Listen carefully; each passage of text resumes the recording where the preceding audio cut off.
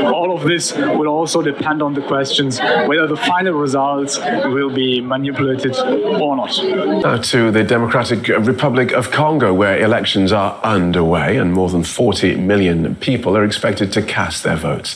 The election pits the president, Felix Tshisekedi, against 18 challengers.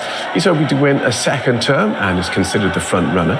Voting has been disrupted by lengthy delays in some centres and civil conflict in the east. There have also been allegations of fraud, violence and logistical setbacks.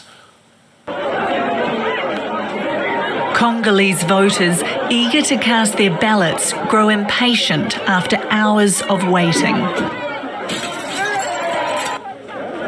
Similar scenes are spotted at several other centres across the country. We've been here since 5 a.m., but so far nothing has started. We don't understand. We're waiting for them. We're not leaving until they start. Voters blame the chaos on delays in opening polls, while stations reported a lack of ballots right before Election Day. Others say they were surprised to find their names missing from voter lists. I came very early in the morning because I wanted to know which office I was going to vote in. I looked for my name, but so far I haven't found it. The election chaos is being compounded by fighting in Congo's east, which has prevented 1.5 million people from registering to vote there. There were quite a few people who didn't end up on the lists. We, the observers, can see that the organisation was not good in this respect. People are wondering how they are going to vote if they can't find their way around. Yet they also have the right to do their duty and vote. The official Electoral Commission said polling stations would remain open to voters who are still in line by the 5 p.m. deadline. Many fear the vote counting will also face delays. DW correspondent Jonas Gerding sent this update from a polling station in Kinshasa.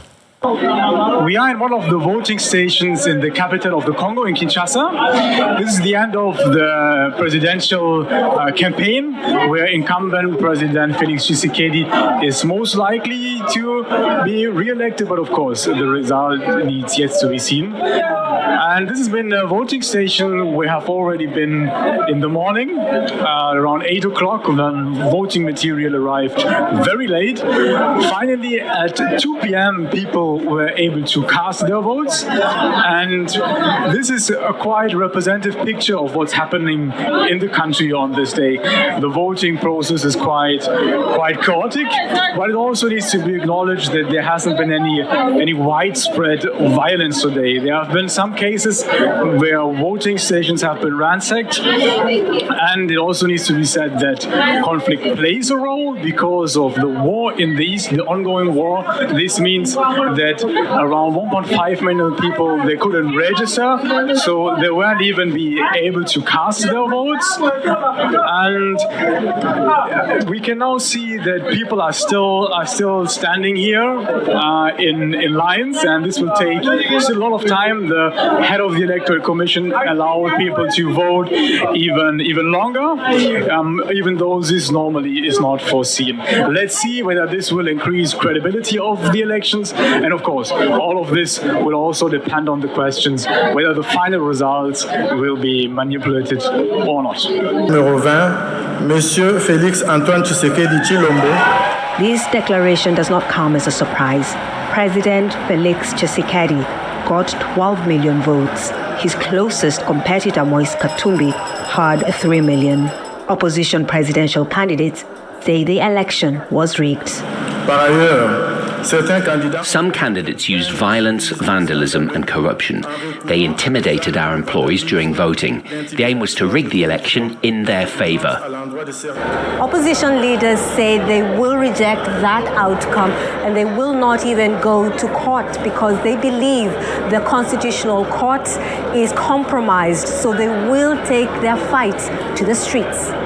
Some election observers have raised concerns about how the poll was conducted. Delays, technical glitches, and other irregularities characterized the voting process.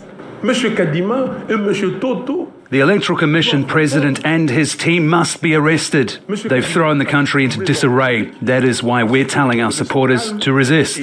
The president has asked Congolese to put aside their differences and get down to business. I would like to reassure you that this second mandate that you have granted me will be dedicated to more action to achieve commitments I've made to transform Congo.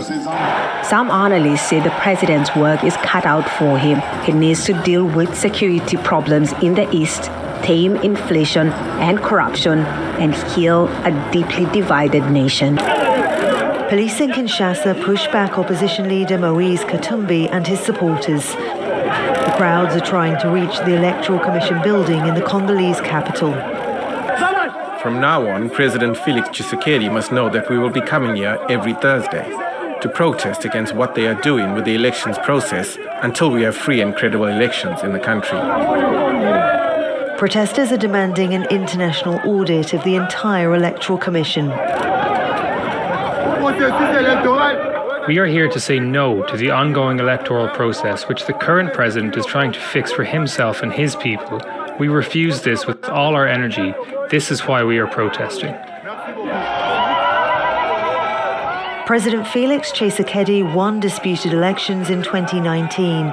Critics say since then he's consolidated his power by handpicking loyalists to run the Electoral Commission and accuse him of appointing judges who are biased. Amnesty International and other rights groups have also accused him of declaring a state of siege in the eastern North Kivu and Ituri provinces to crack down on dissent. These are areas known to be opposition strongholds. What Felix and his people are doing is unacceptable in a state which is supposed to be a democracy. People have died in this country for freedom. We will not accept a dictatorship now.